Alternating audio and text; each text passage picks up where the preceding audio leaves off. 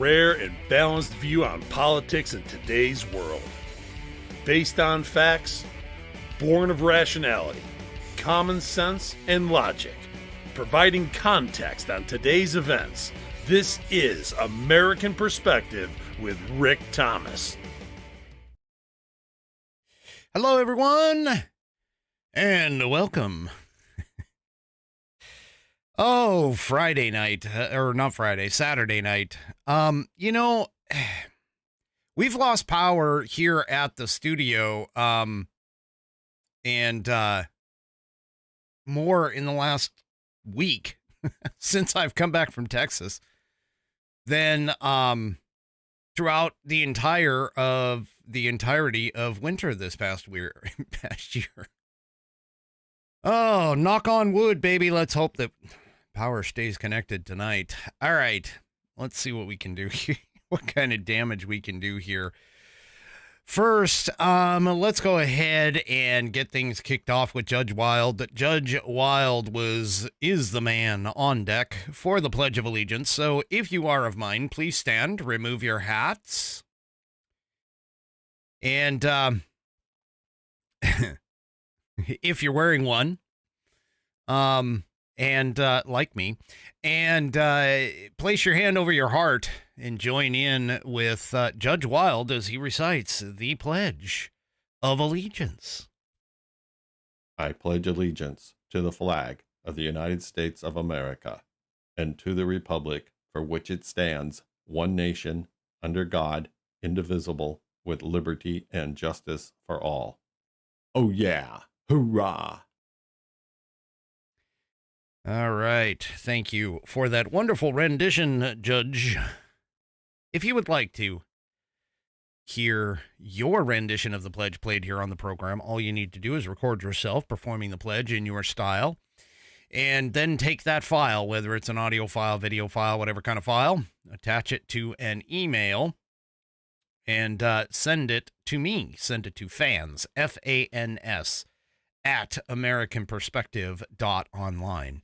That's fans, F-A-N-S, at AmericanPerspective.online. All right, folks.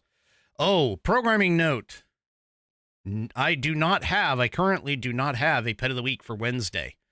So if you have something to submit for Pet of the Week, please get it in.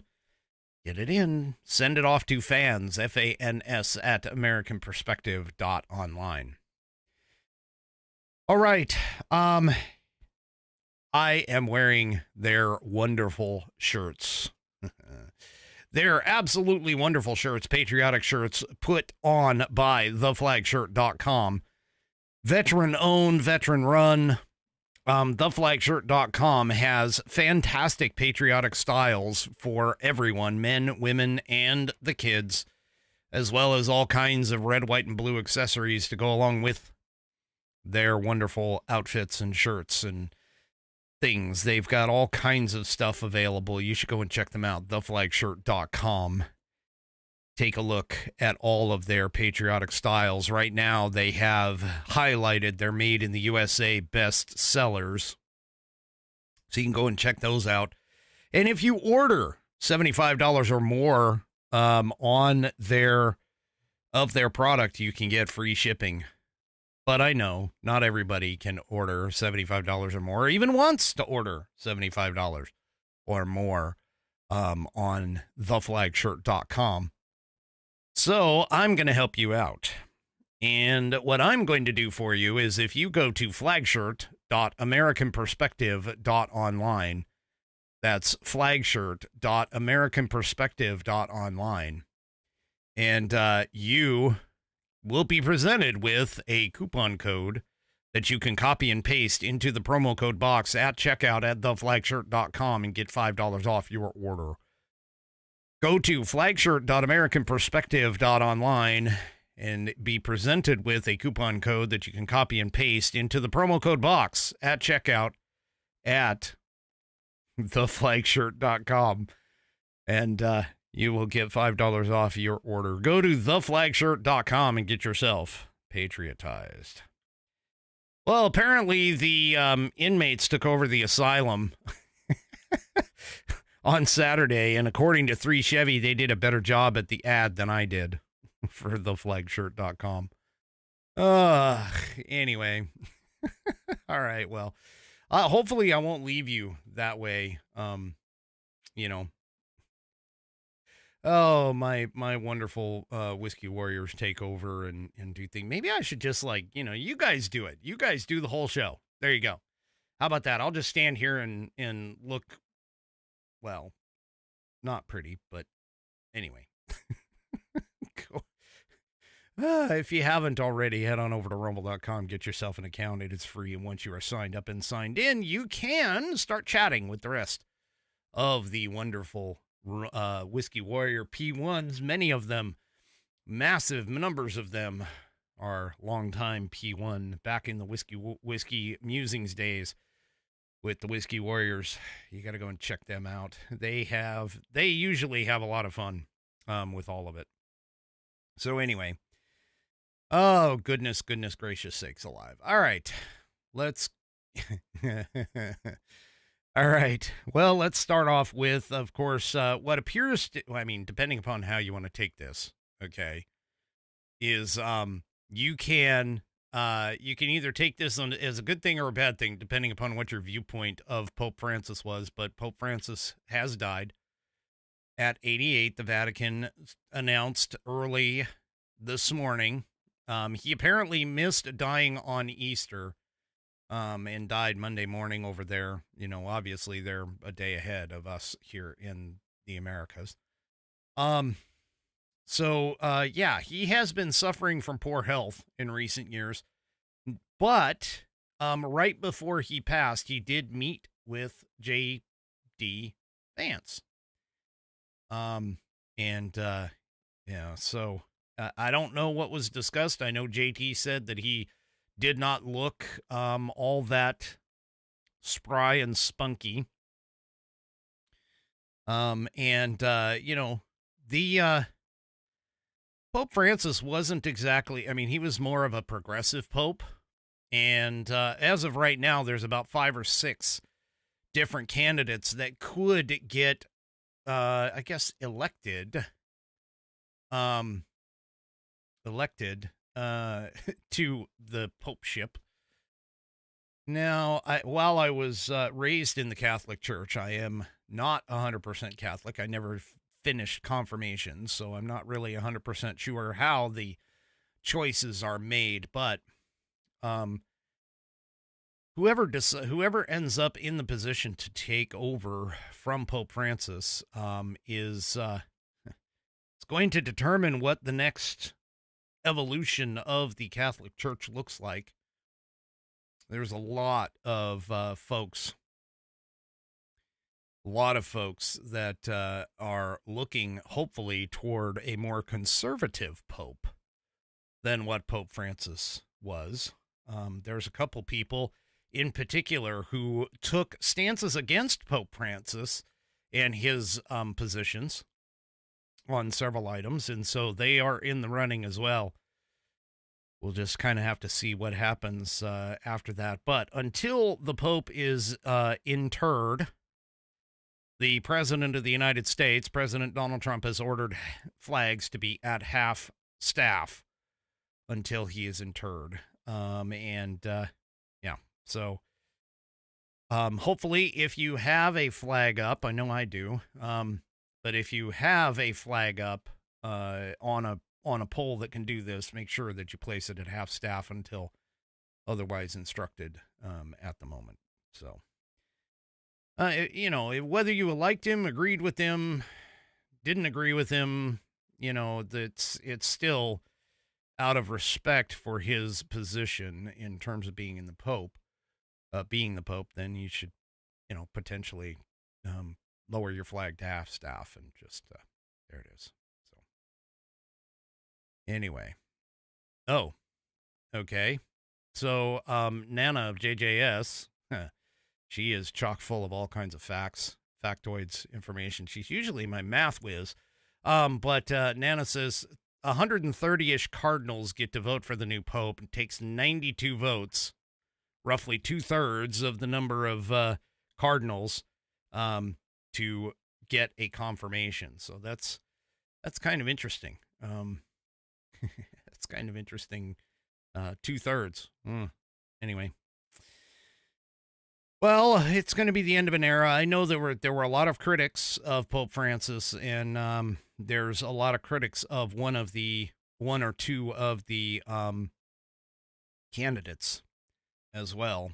So, like I said, we're gonna have to figure that out, the Catholic Church is gonna have to figure it out, and hopefully it will go what would be considered, I guess, the proper way. So, anyway, yeah. The Pope was critical of the Republican plans for mass deportation of migrants. He was very critical of that. And in fact, many Catholic NGOs actually facilitated the importation of illegal immigrants here in this country. And I use immigrants only just because, I mean, they're illegal aliens, folks. That's just what they are. But anyway, they facilitated a lot of that coming into this country. Yeah. Anyway. So, the Pope also countered remarks made by VP J.D. Vance after J.D. apparently suggested that Americans should care for communities, family, and the country before caring about others. The pontiff wrote, "Christian love is not a concentric expansion of interests that little by little extend to other persons or groups. Worrying about personal, community, or national identity are apart from these considerations." Yeah. Anyway. So there you go. His passing is, of course, many in the world are mourning right now, and so we just give them that respect. That's is or is not due, whichever way you want to go. Yeah. Anyway. All right. Well, as I was speaking on Saturday about the Supreme Court of the United States, just before we got going, they actually did stand, before I was so rudely interrupted. Anyway, the Supreme Court of the United States has stepped in to the whole Tren de Aragua thing. Boasberg finally admitted the fact that he did not have the power to do anything, and so the ACLU, which was championing these Tren de Aragua gang members from being deported, took it to the Supreme Court. The Supreme Court agreed and has put a block on Tren de Aragua Venezuelan folks going out, being deported.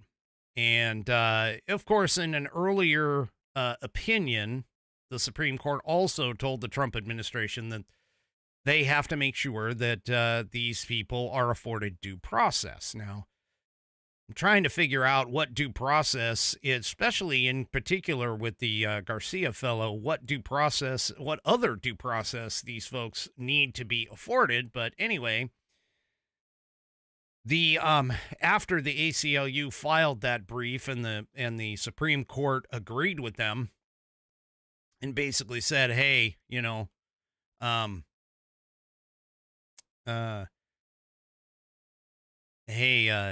hold off on sending any more people back down there, or to hold off on sending people back and deporting them to El Salvador. The Trump admin responded back pretty sharply. They released a bunch of details on some of the gang members and claimed that these are the types of people that SCOTUS wants to keep in the U.S. So they made these public with identities and photos, criminal charges, several suspected gang members, violent Venezuelan Tren de Aragua gang members, who are currently being held, of course, at the Blue Bonnet Detention Center in Texas, which, by the way, is where Garcia was before he was deported. And this is why Boasberg, who is a district court judge in D.C., basically was said that, yeah, you're the wrong venue. It should be handled in a court in Texas. Oh, come on. What is this? Excuse me, my partner, my business partner, just sent me something.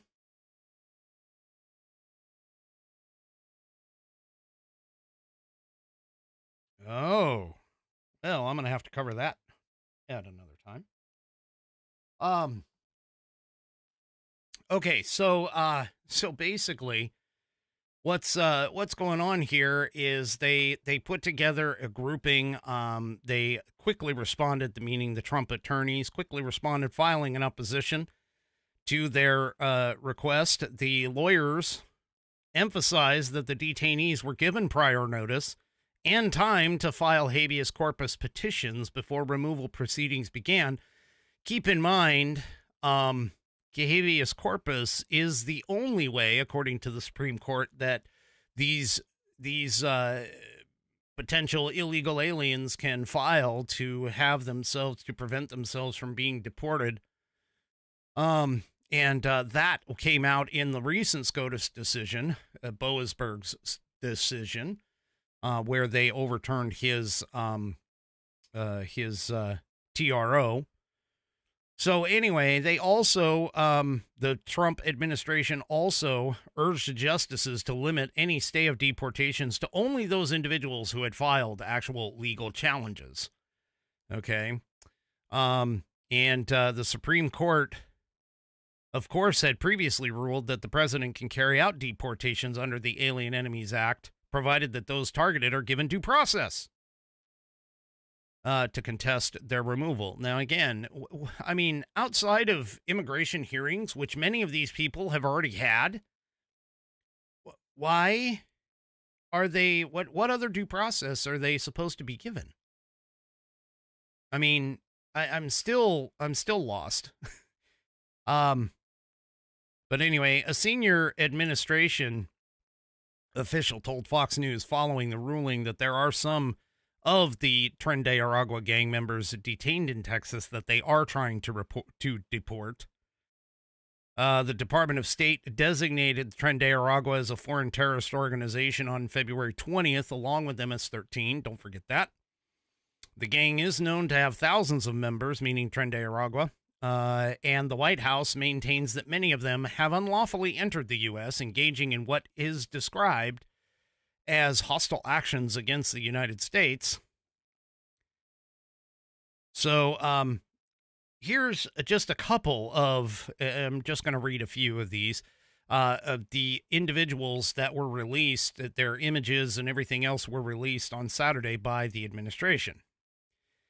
Henry Jose Romero Gonzalez faces pending charges of 3 counts of assault, crimes against a person, unlawful possession of a weapon. Alessandro Benedict Paredes Warwa is charged with aggravated assault with a weapon and pointing a firearm at a person. Felix Hosu, I don't know. Anyway, Rendon Garcia faces charges of possession of drugs and dangerous substances. Darren Moises Darza Segura has been convicted of burglary and larceny.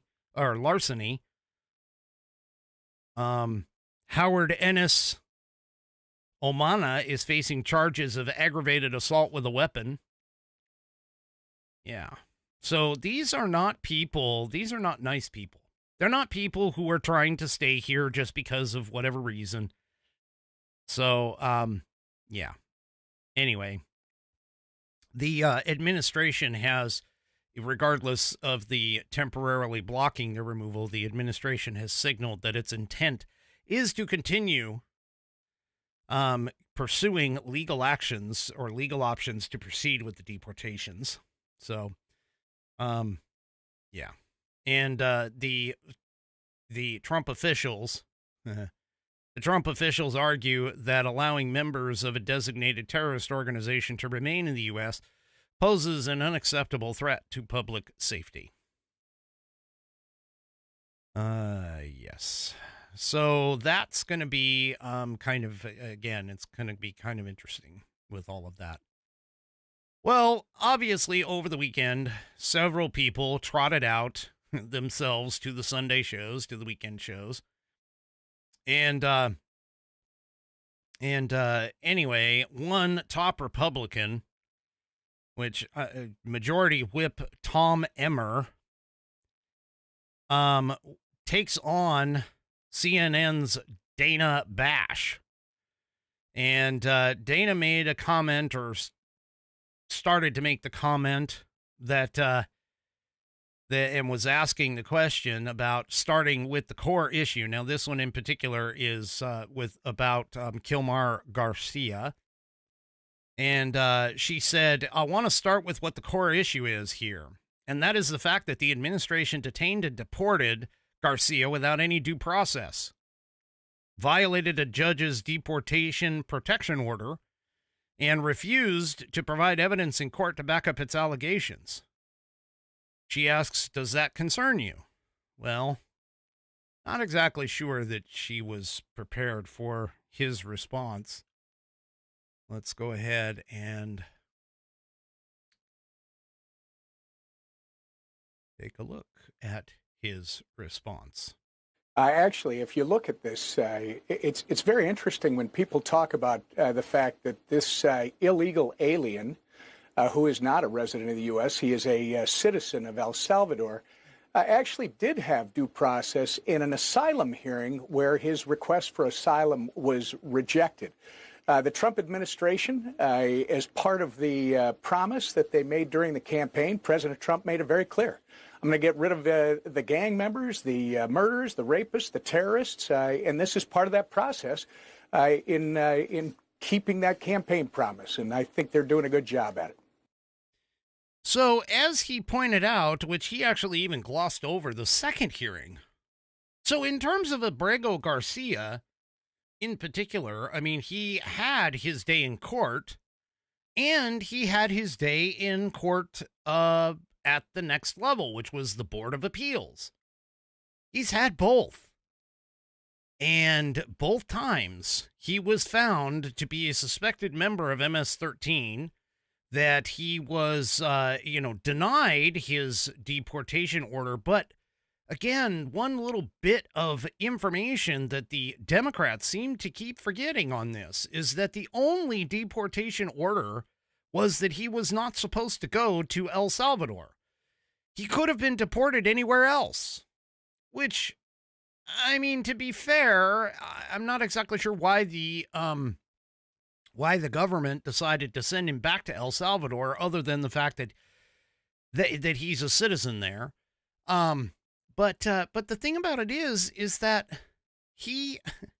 this guy, he had all the due process he could be given. He had two separate hearings found against him in both of those hearings. And yet the Democrats have jumped on this bandwagon and are trying to hang on in terms of his, connecting him or connecting with him and trying to make him this martyr of, he's a Maryland father. No, he was not a Maryland father. He's an El Salvadoran illegal alien here.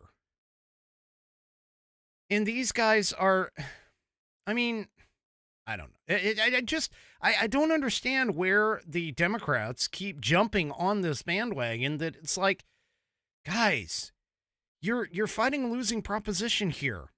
The vast majority of Americans have been polled. Even CNN has been pointing out that, hey, the vast majority of Americans want these illegal aliens out of here, especially if they're criminals. If they're known criminals. And that seems to be the first targets, of course, of everybody. But they want to continue to grab on to this idea that illegals are their ticket to staying in power and, are definitely their ticket in terms of the future. And I'm not quite sure where they're getting this idea, but, the American people are eventually, and we hope, will eventually realize that these people are spending a lot of time and energy and money trying to keep these people around. Okay. And, I'm confused in terms of what more due process can we really give them?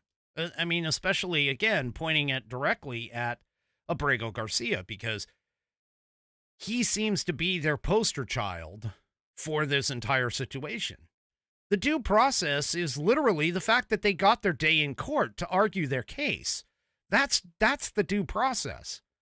There is no other due process that is available for these people. In fact, just the mere fact of essentially going against the immigration laws in this country, where if you're caught crossing the border, you're immediately deported, and we're giving them a hearing for them to, or an asylum hearing for them to discuss why they are here, and so on and so forth. It's beyond me. I'm confused as to why they are setting up all of these things. Why are they doing this against what is perceivably a 80-20 issue, meaning that 80% of Americans, and that's not an exact number, I think it's somewhere around 70-30, but still a vast majority of Americans want to have these illegal aliens deported and sent off.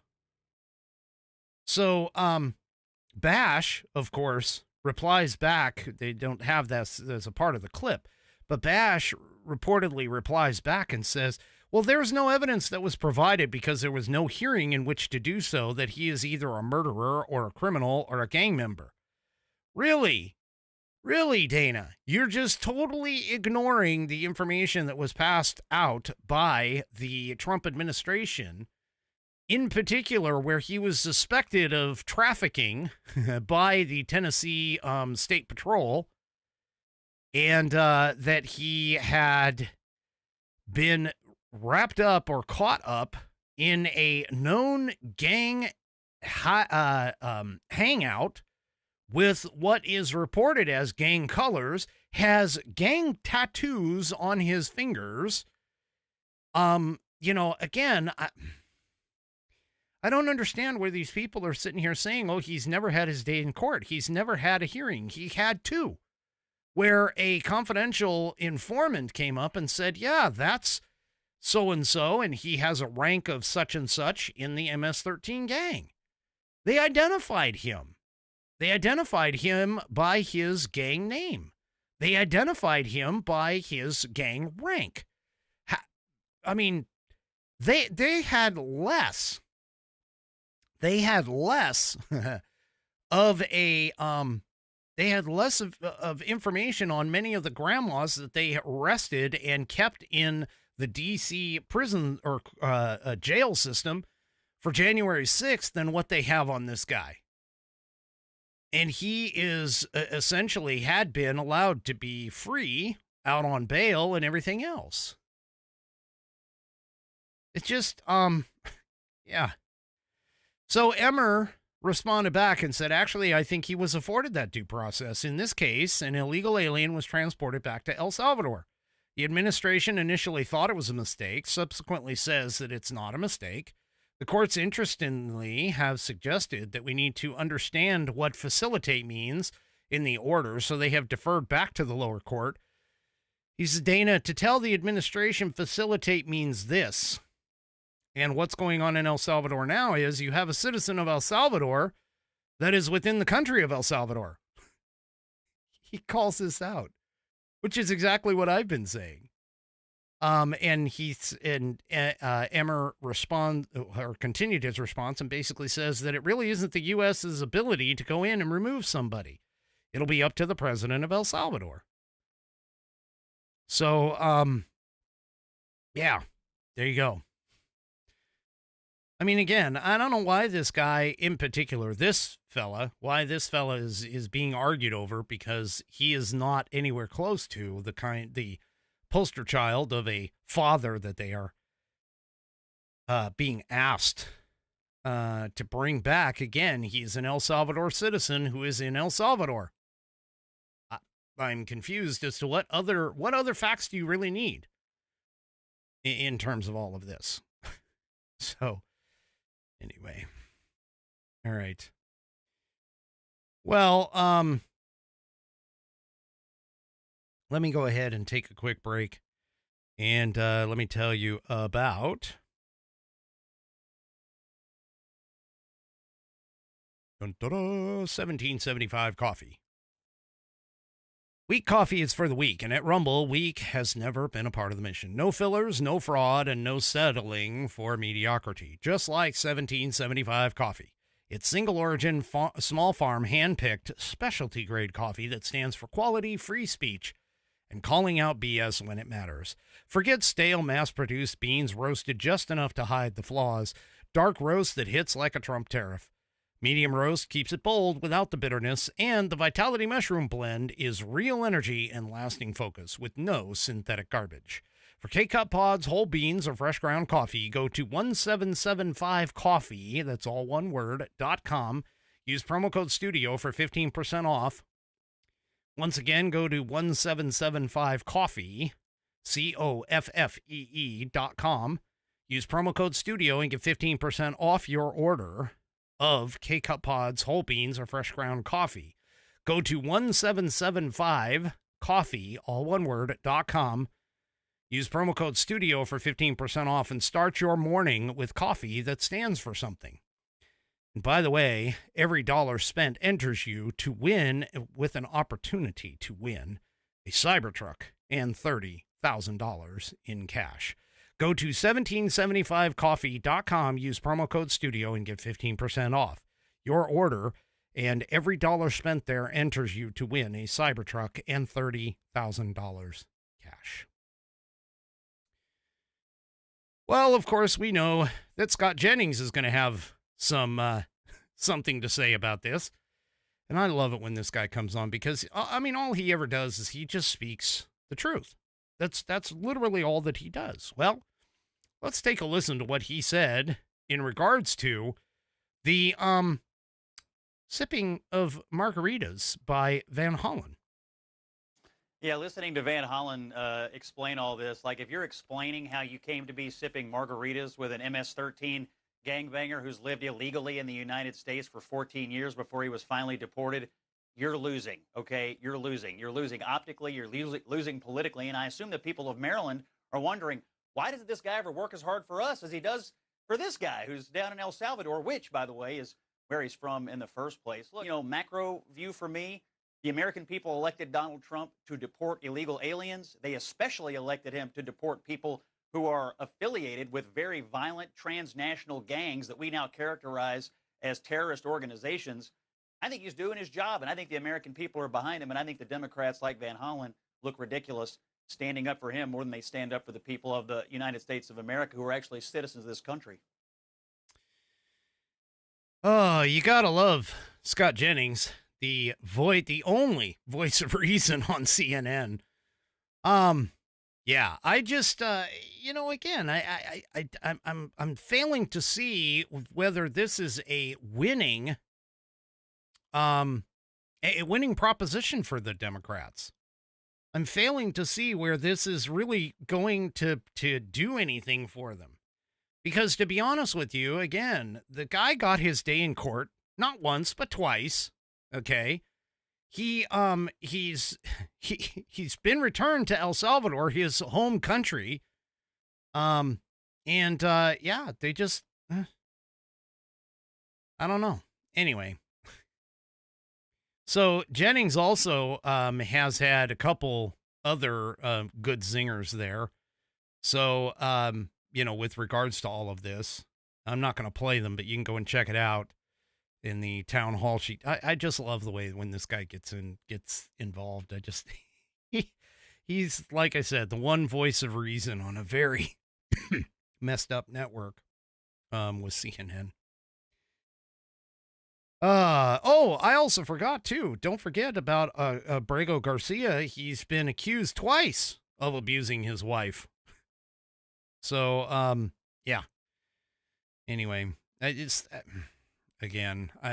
don't understand where this guy, is rating everything. Well, some Democrats like Katie Hobbs, Governor Katie Hobbs in Arizona, she has doubled down on the loving of illegal aliens. She vetoed a bill that reportedly is supposed to protect American citizens from illegal aliens. Now, to be completely honest, her explanation as to why she vetoed the bill, honestly, it makes sense in a constitutional sense, okay? But she vetoed Senate Bill 1164, and of course that's Arizona Senate Bill 1164, which was a measure that would have required state and local law enforcement to cooperate with ICE in the identification, detention, and deportation of individuals residing in the country illegally. Okay? Well, her explanation that she came out with, she defended her decision by essentially saying that immigration enforcement responsibilities should not be imposed on state and local officials by federal policy. In a way, that's true. I mean, immigration is probably one of the few 100% responsibilities of the federal government in accordance with the Constitution. Setting immigration policy, that kind of stuff, but it doesn't talk about enforcement of that immigration policy necessarily not being a part of or in cooperation with the states, but it is definitely 100% in the federal government's purview in order to create and maintain immigration policy. That is 100% in Congress's purview. That does show up in Article 1, Section 8. Now, obviously, she utilized that as a way to avoid the truth, which is that she definitely doesn't want Arizona and Arizona law enforcement to assist them because she is a Democrat. They don't like police. They don't like ICE. They love immigrants. They love illegal aliens, because they could really give a crap about the American or the immigrants that come here legally who want to assimilate into America and become American citizens. They don't care about those ones, because to them, to a Democrat, those folks who really are trying to come here and make a better life for themselves, who really are trying to come here and join in the American dream, tend to be more conservative than what a Democrat can stomach. So anyway, following the veto, Arizona House Democrats posted a statement on X celebrating the decision, which again is it's just odd. But anyway, they said, thank you, Governor Hobbs, for the veto. Racial profiling, sowing division, fear, and trampling on due process rights should have no place in Arizona. Wait a minute. Again, I'm looking for a Democrat. I don't care who. I mean, well, I would like to know if it's a prominent Democrat, but I'd love to understand what due process rights are being manipulated or lost or anything else. Because the Constitution applies to U.S. citizens. It doesn't necessarily apply to illegal aliens. So I'm trying to understand, and granted, keep in mind, as a courtesy, because of our belief that every free person has right to life, liberty, and the pursuit of happiness, as framed in the Declaration of Independence, that because of all that, we do extend due process rights to these folks, but it's not necessarily a requirement. And why we sit here and, are talking about due process, again, they had their day in court. They usually get their day in court. I mean, if you go off the strict wording of the law, though, that if they're caught directly crossing the border, they're to be immediately sent back without passing go, without collecting 200, without having their quote-unquote due process. That is the due process. The due process is sending their butts back across the border. And, well, anyway, so supporters of that act argue that that bill would have strengthened Arizona's role in assisting federal immigration enforcement at a time when illegal border crossings continue to strain the resources across the state. There's an estimated 275,000 illegal aliens that are believed to be living in Arizona, according to their current immigration data. So, under the proposed law, local agencies would have been required to notify ICE when individuals in custody were found to be in the country unlawfully. The bill also would have prevented jurisdictions from adopting policies that prohibit cooperation with federal immigration enforcement, including communication and detainer requests. Now, in anticipation of that veto, the Republican legislators have already begun discussions regarding a potential override vote. And the Republicans hold a supermajority. So that means that they could, in turn, overrule her. But it would require complete and 100% lockstep out of the Republican Party in Arizona in the legislature in order to get it to pass. So they wouldn't be able to do anything, or they wouldn't be able to lose a single vote kind of scenario. Even though they have the supermajority, everybody's got to be in lockstep for this. So the future of Arizona Bill 1164 now rests with the legislative leadership as the Republican lawmakers weigh on whether or not to challenge the governor's veto in the coming days.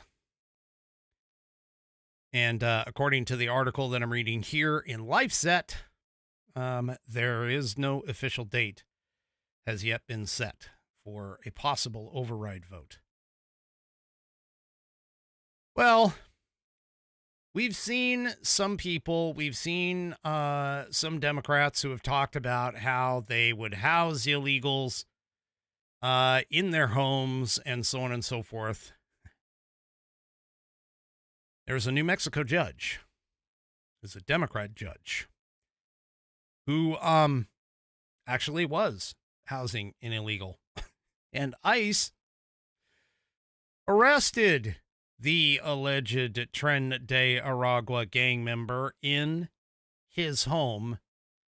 And so now that that's happened, he has apparently resigned. He resigned from the bench last month after immigration agents arrested an alleged Tren de Aragua gang member living in his home. The illegal alien entered the U.S. in Eagle Pass, Texas, before being released on an immigration parole again due to overcrowding. He eventually moved to New Mexico. Federal prosecutors in the District of New Mexico allege that 23-year-old Christian Ortega Lopez was illegally in possession of a firearm and has ties to the hyper-violent Venezuela Tren de Aragua gang. Earlier this year, Donald Trump and the U.S. State Department declared the gang a foreign terrorist organization. Judge Jose Joel Cano abruptly resigned days after ICE raided his house in Las Cruces. And police arrested Lopez while executing a search warrant on February 28th at the home of the judge and his wife, Nancy. The Albuquerque Journal reported this week. The report follows a detention hearing where prosecutors claim the illegal alien is a flight risk and alleged Tren de Aragua gang member. So Cano, who was a former police officer, allowed Lopez to file a request for immigration relief using the judge's residential address. Court exhibits also posted social media posts of the foreign national posing with the judge. Interesting. So now we have Democrat judges in states that are harboring these criminals. Anyway, God, just telling you, they're hitching their wagon to these people, and I'm not sure it's really going to fly that well for them. And by the way, it's not clear whether or not the judge and or his wife will be charged with harboring an illegal alien or providing material support to a foreign terrorist organization. Personally, that would be appropriate. We'll just put it that way. That would be appropriate for that to happen. Well, apparently some illegal aliens are taking the hint, and they're actually leaving. So, self-deportation alone, of course, isn't going to help us here, but there are a long-time illegal aliens here in the country. For an example, based on this front page article, you can take a look here, that Celeste traveled from Peru to the U.S. 2 decades ago. Then a young woman of 19, and she overstayed her tourist visa. So Celeste has made a tough decision. She will continue cleaning offices and saving money for just a few more months, and she's planning on returning to Peru.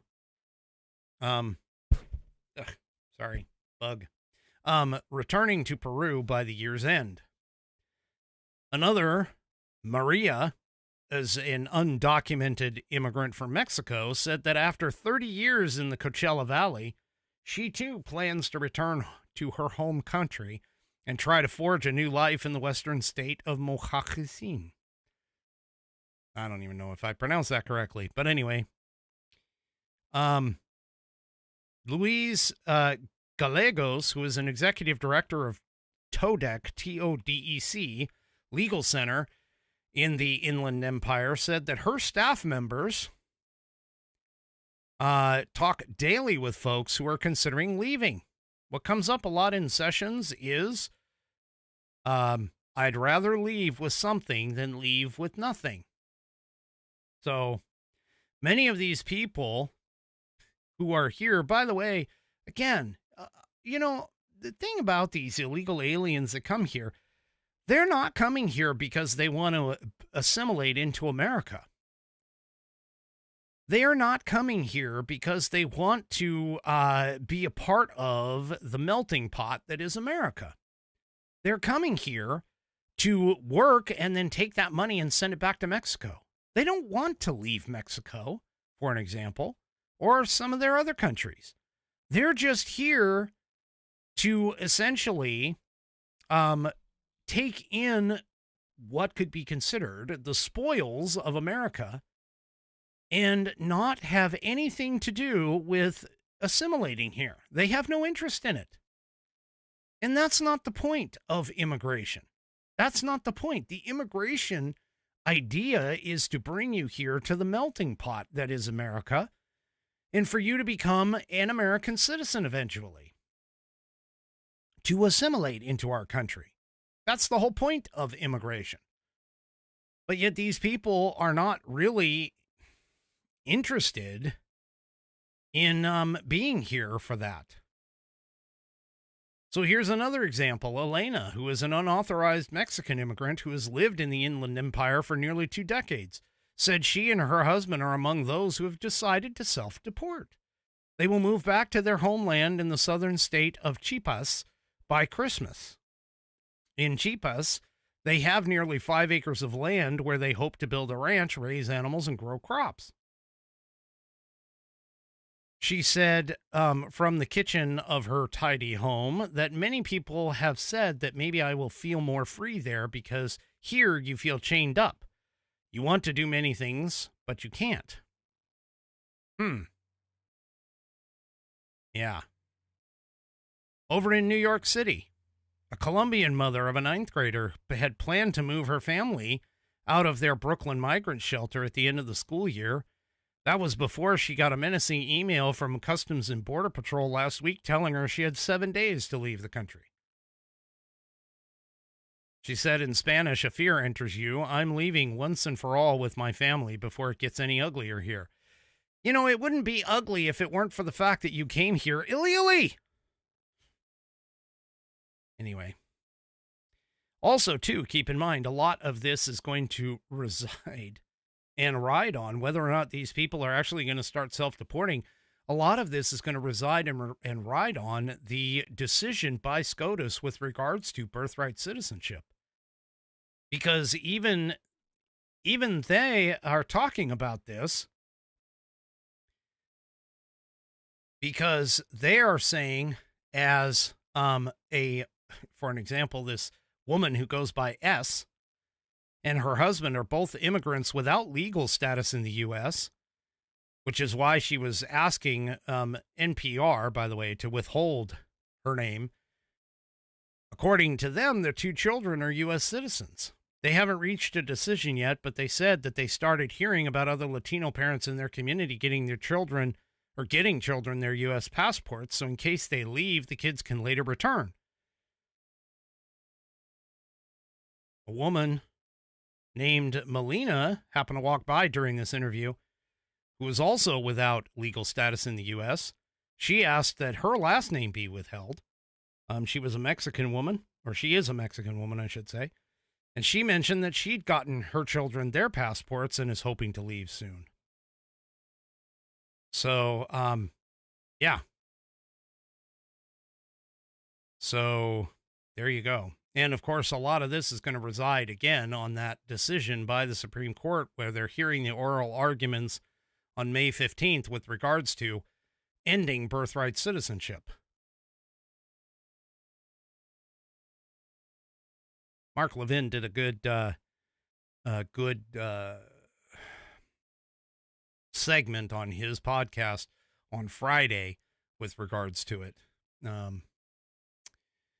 Well, the Democrats are having a hard time figuring out who they are. I mean, this is no surprise. They have a problem with identity anyway.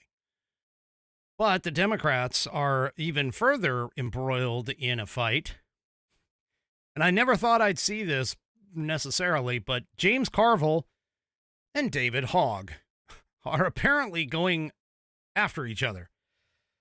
Let's take a listen to what these two are doing. He's being paid to run against other Democrats. I think it's an outrage. I don't know if I have standing, but I might give the DNC $10 and sue him. He's a contemptible little twerp, if you ask me. The well-known Democratic strategist James Carville said in response to this announcement of this plan that you have to primary Democrats, he said that the DNC should sue you and called you, quote, a contemptible little twerp. What is your reaction to that? Try it. That is my reaction. I would also say James Carville has not won an election since before I was born. I think it's time to have new leaders in our party that are ready to meet this moment, because a lot of the people that are most critical of this plan are the same ones that had $2 billion to win an election and still lost. So I think the experts can save it, because it's time for some new ideas. Oh, like I said, they are going back and forth in terms of the party. Now, this continues, and David Hogg, being the DNC vice chair, the guy that was going to take on My Pillow and created his pillow and failed. The guy that was, has constantly been going after guns for whatever reason, who has, twigs for freaking arms. He's not that big at all. Anyway, David Hogg has decided to go after and primary some long-term Democrats. I don't know if this is going to be a strategy that's definitely going to help him in all of this. But Jim Clyburn, who is another long-term Democrat, has a take as well. In an interview on Friday on MSNBC's The Last Word, Clyburn claimed that the media itself was distorting political narratives. Wait, what? I thought the media was their buddies. Anyway, he says that the Dems are losing ground not because of an exceedingly leftward tilt of their message, but because the press isn't properly telling its story. Clyburn said, I think the message coming from the Democrat Party is a good message. The problem we've got, he says, is that we have to depend upon the media to deliver it. Well, they're in your back pocket, dude. They are for you. I mean, seriously. Yeah.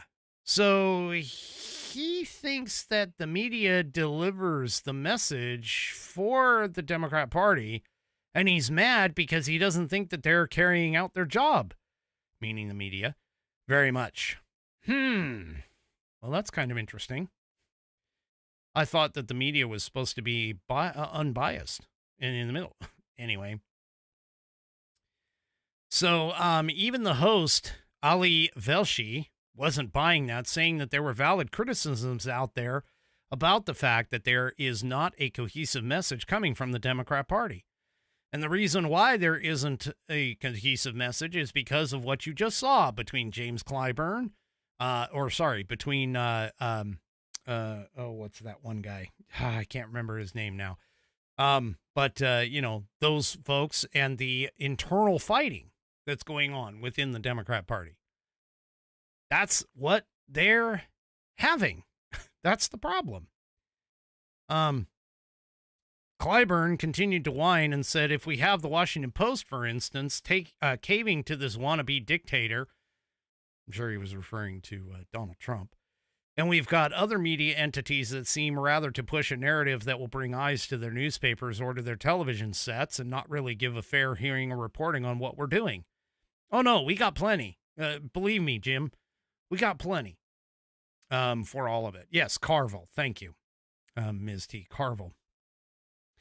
Anyway, he said he also capped off the entire thing saying that he likes MSNBC because they offer substance over spin. Yeah, sure they do. And that his party, unfortunately, doesn't have a stomach for just lying. Yeah. MSNBC doesn't spin. Sure. Yeah, anyway, whatever works. Well, there's a bit of a surprise on the horizon. Nate Silver, and this is going to be our last one for tonight, but Nate Silver has predicted that the 2028 Democrat presidential nominee is going to be none other than AOC. And let me be honest with you, that is not that far-fetched of a possibility. She's been doing quite a bit of work with the whole fight, the oligarchy running around. She's also one of the more prolific fundraiser individuals. And for whatever reason, everybody seems to think that she's attractive. So, yeah. Anyway, he is currently saying that she is the most likely Democrat nominee for 2028. However, his analysis also suggests that the Democrat Party is experiencing internal divisions, like I just pointed out to you, and progressives like AOC and Bernie Sanders are challenging the traditional leadership of Joe Biden, Kamala Harris, Nancy Pelosi, Chuck Schumer, Hakeem Jeffries, Clyburn, Carville, all of that. While some view this as a natural evolution, others see it as a sign of disarray within the party. Well, I mean, honestly, I hope she does. I hope she does. I really hope she makes it, because that, and I would just love to see her and JD Vance on the debate stage. That's all I'm saying. Just her and JD Vance on the debate stage. I mean, if you thought Walls was a fish out of water on the debate stage, just wait till she gets in there. That would be extremely entertaining.